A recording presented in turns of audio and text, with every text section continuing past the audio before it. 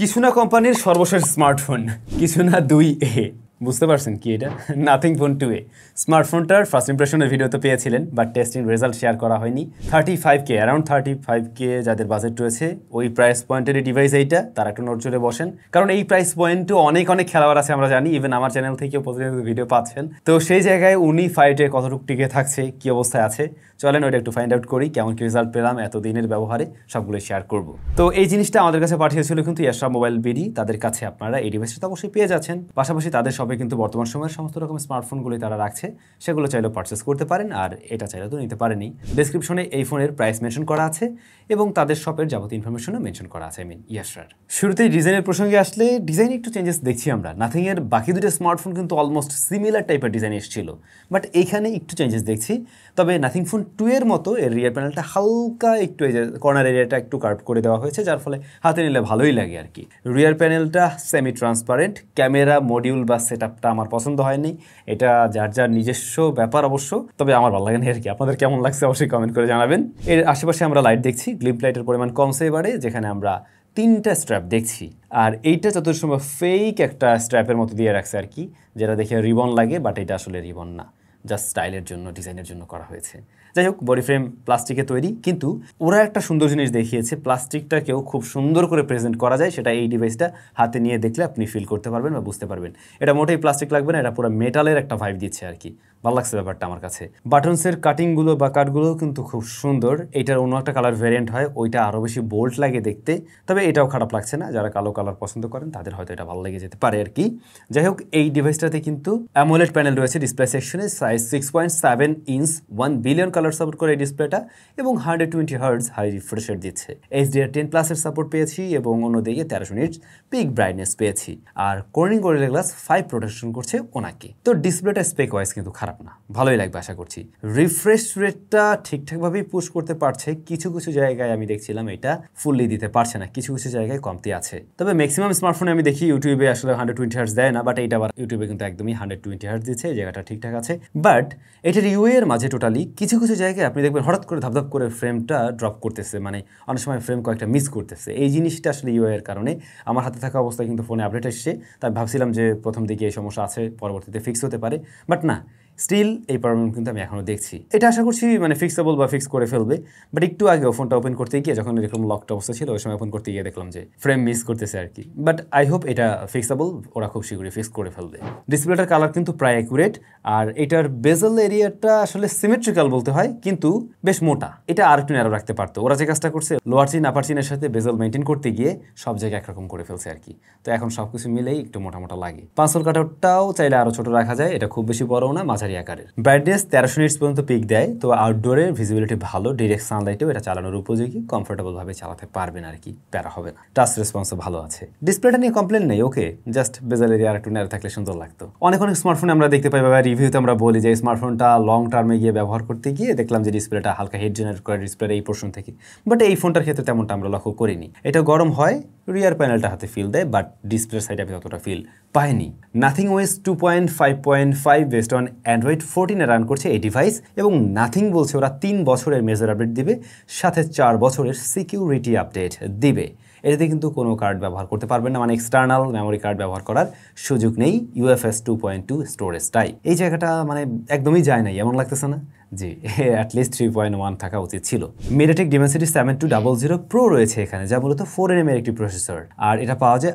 8 এবং 12GB RAM variant 256 এবং 128GB storage ভ্যারিয়েন্টে ডিমেনসিটি 7200 pro এটা কিন্তু ভালো প্রসেসর এবং যথেষ্ট পাওয়ারফুল প্রসেসর খুব বেশি হিট জেনারেট করে না হালকা ওয়ার্ম হয় ডে টু ডে টাস্ক সামলাতে গিয়ে দেখলাম হালকা ওয়ার্ম হচ্ছে থার্মাল থ্রোটলিং এর মতো কোনো প্রবলেম পাইনি এই ডিভাইসটাতে সেই জায়গাটার ম্যানেজমেন্টও ঠিকঠাক আছে গরম হয়ে গেলেও খুব দ্রুতই আবার কুল করতে পারছিল এই ডিভাইস যার ফলে আপনি ওভারঅল ভালো পারফরমেন্স পাবেন যে কোনো কাজবাজ করতে গিয়ে এটার আবার র্যাম ম্যানেজমেন্ট ভালো এট এ টাইম যদি বেশ কয়েকটা অ্যাপ্লিকেশন নিয়েও কাজ করেন সেক্ষেত্রে দেখবেন যে লাস্টের বা ফার্স্টের দিকে যে অ্যাপ্লিকেশনগুলো ওপেন করছিলেন সেগুলো ক্র্যাশ করছে না ঠিকভাবে ওপেন করতে পারছে এবং দীর্ঘক্ষণ রান করে রাখতে পারছে র্যাম ম্যানেজমেন্ট ভালো পেয়েছি আর অ্যাপ ওপেন ক্লোজ যেমনটা আপনারা ভিডিও দেখে বুঝতে পারছেন বেশ ফাস্ট এবং বুটিং টাইমও খুব বেশি নেয়নি এই ফোনটা যখন আমরা অন করছিলাম। কিন্তু ভাই একটা জায়গায় অবশ্যই আমি পিছিয়ে রাখবো পারফরমেন্স সেকশনে, এই প্রাইস পয়েন্টে তো অবশ্যই UFS 2.2।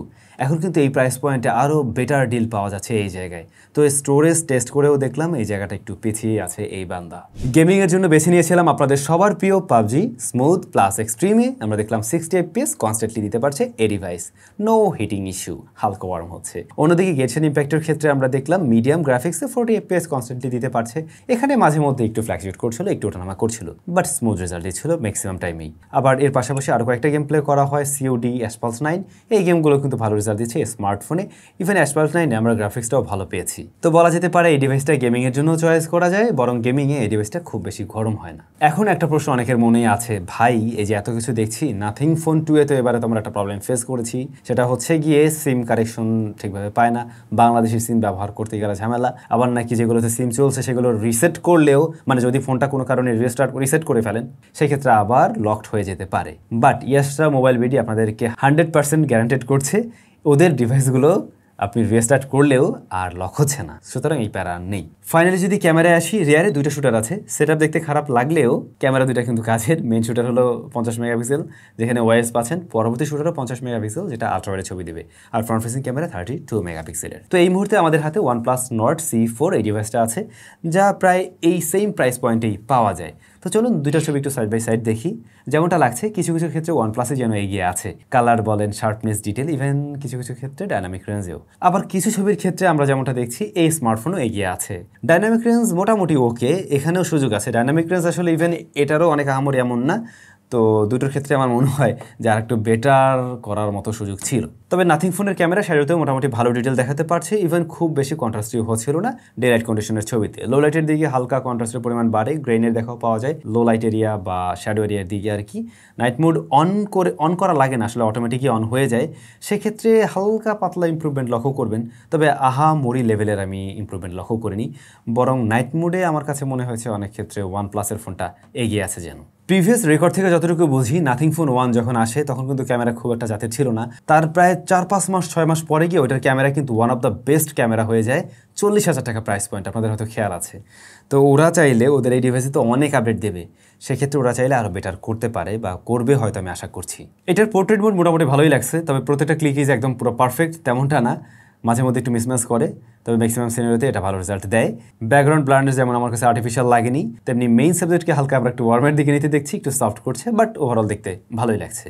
এটা নিয়ে কমপ্লেন নেই। বাট কমপ্লেন আছে এর আলট্রা শুটার নিয়ে, যেখানে আমরা 50 মেগাপিক্সেলের শুটার দেখছি, অন্যদিকে আমরা এই স্মার্টফোনে দেখতে পাই মনে হয় 13 মেগাপিক্সেলের শুটার।